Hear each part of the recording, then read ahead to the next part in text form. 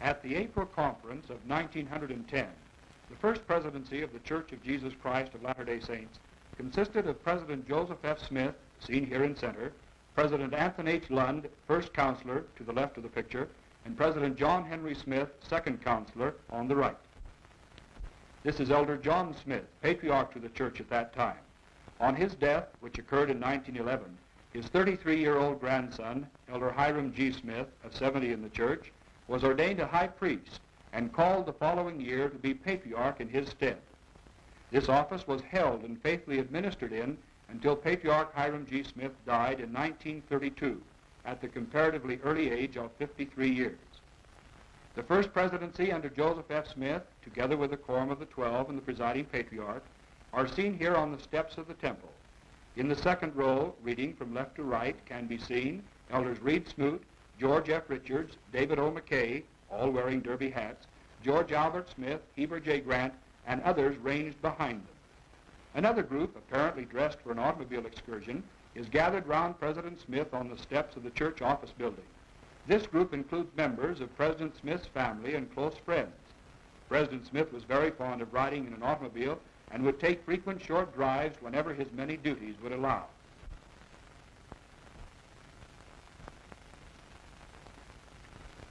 President Smith's second counselor, President John Henry Smith, passed away in the fall of 1911, and Elder Charles W. Penrose was chosen to succeed him.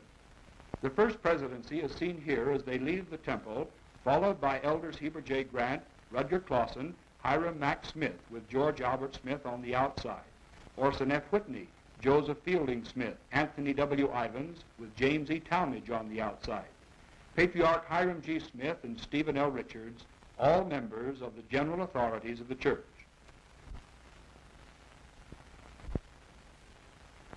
President Joseph F. Smith served the church as its presiding officer for 17 eventful and progressive years. The son of Hiram Smith, brother to the prophet Joseph, President Smith was born at Far West, Missouri. As a boy of 9 years of age, he helped to drive an ox team across the plains to enter the valley of the Great Salt Lake in 1848. He fulfilled missions to both the Hawaiian Islands and Great Britain and was one of the general authorities for 52 years, being ordained an apostle in 1866. His kindly features speak eloquently of the love he bore his fellow men, and that love was reciprocated in full measure by all who knew him. Elder Anthony H. Lund was a member of the first presidency for the duration of President Joseph F. Smith's administration, serving as second counselor for the first 9 years, and then as first counselor on the death of President John R. Winder in 1910. President Lund was a native of Denmark, being born at Aalborg in 1844. He accepted the gospel on his 12th birthday, and by the time he was 16 years of age, was president of 5 branches of the church. In 1862, he emigrated to Zion, where his continued faithful and wholehearted activity in the church brought him apostleship in 1889 under the hands of Elder George Q. Cannon. Elder Charles W. Penrose was born at London, England in 1832, joining the church there in 1850. After a missionary labor of 10 years' duration in his native country, he emigrated to Zion in 1861. In between several subsequent missions, his capable and pungent writings led him into a journalistic career. The hymns of Zion record ample evidence of the poetic ability of Elder Penrose. He was a man of a highly sensitive and sanguine temperament, quick to think, speak, and act. Ordained an apostle in 1904, he was a stalwart member and a fitting counselor in the first presidency of the church. Elder Hiram Mack Smith, eldest son of President Joseph F. Smith, was called into the Quorum of the 12 in 1901. A dynamic personality, he died in 1918 at the early age of 46 years. Elder Heber J. Grant, a man of unshakable faith and determination, was a businessman and genius at organization. Having been made a member of the 12 Apostles at the early age of 26, he became president of that council in 1916 at the death of Elder Francis M. Lyman. 4 days after the death of President Joseph F. Smith in 1918, Elder Heber J. Grant became president of the church, choosing as his counselors the same 2 men who had so faithfully served the former president, Presidents Anthony H. Lund and Charles W. Penrose. Prior to this time, President Grant had held positions of a stake president at the early age of 24, filled a mission to Japan, and risen from the humble beginnings of a messenger boy in an insurance office to be president of a bank. President Grant served in the legislature and on the city council and was head of the European mission from 1904 to 1906. His business connections brought him in contact with many influential people, and when opportunity occurred, he never failed to bear a strong and faithful testimony to the divine mission of Jesus Christ and the restoration of his church in these latter days. President Grant's father died in Salt Lake City in 1856, and as the only child of his mother, the boy grew up with a deep sense of responsibility in the home. These three men, then, constituted the first presidency until the spring of 1921, when President Lund was taken to his eternal rest. Elder Anthony W. Ivins, a member of the Council of the 12 since 1907, was chosen by President Grant to be the new second counselor in the first presidency, President Penrose having been advanced to the position of first counselor.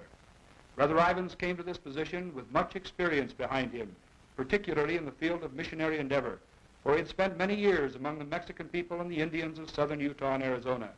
A great lover of horses, he was a successful farmer and stockman. We now see the first presidency and members of the Quorum of the 12 leaving the temple after one of their regular Thursday meetings. Leading the group is President Grant in the center, with President Penrose holding on to his right arm. At the time this picture was taken, President Penrose was approaching, or had just passed, his 90th birthday, and this is the last motion picture record of him. On President Grant's left is President Ivins. Next in line, the tall figure of Elder Reed Smoot, accompanied by Elder Rutger Clausen. Then Elders George Albert Smith and George F. Richards. David O. McKay follows with Joseph Fielding Smith. Just a glimpse of Stephen L. Richards walking with James E. Talmage, and then Patriarch Hiram G. Smith with Richard R. Lyman.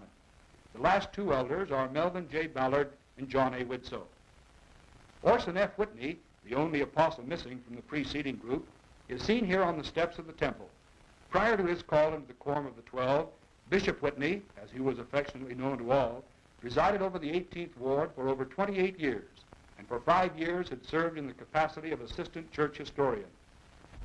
From his talented pen have come numerous major literary works, histories, biographies, and essays, and he ranks as one of Utah's leading poets and lyric writers. Experiences gained on his first mission in 1876 provided him with a firm testimony of the gospel, and from that time forward, everything he set his hand to must first conform to the gospel plan. Bishop Whitney was a successful journalist, having spent many years with the Deseret News editorial staff. He was an accomplished speaker and had a grand sense of humor, probably bequeathed from his younger days when he was vitally interested in the theater as a career. Elder David O. McKay, an apostle of the church since 1906, has been a Sunday school man all his life. Starting with the secretaryship of his home ward at Huntsville, he rose to fill all three positions in succession in the superintendency of the Deseret Sunday School Union, and has been a member of the first presidency since 1934, acting as second counselor to both President Grant and President George Albert Smith. Elder Joseph Fielding Smith, another son of President Joseph F. Smith, has been associated with the Quorum of the 12 since 1910. Elder Smith has always been greatly interested in the history of the church and genealogical work. His first mission took him to England in 1899, where he labored for 2 years. Elder Smith has written a number of doctrinal and historical works, and now in 1948 fills the office of church historian and recorder, and is president of the Utah Genealogical Society and the Salt Lake Temple. Elder Stephen L. Richards was called to preside with the 12 apostles in 1917. Like Brother McKay, much of Brother Richards' time has been spent in the service of the Sunday school. An extensive education, an unusual ability in his chosen profession of civil law, coupled with wide connections in business pursuits, have given him a wisdom and poise among men which lends added weight to his oft-repeated abiding and unimpeachable testimony of the divine mission of Jesus Christ. Elder Reed Smoot's membership in the Quorum of the 12 dates back to 1900. In his younger days, Brother Smoot was particularly interested in a business career, being associated at that time with the Provo Woolen Mills. He was called on a mission to England in 1890, and this experience awakened a spiritual development which he never allowed to be submerged by temporal ambitions. In 1895, he became a member of the Utah State Presidency, in which office he continued until he was called to apostleship in 1900.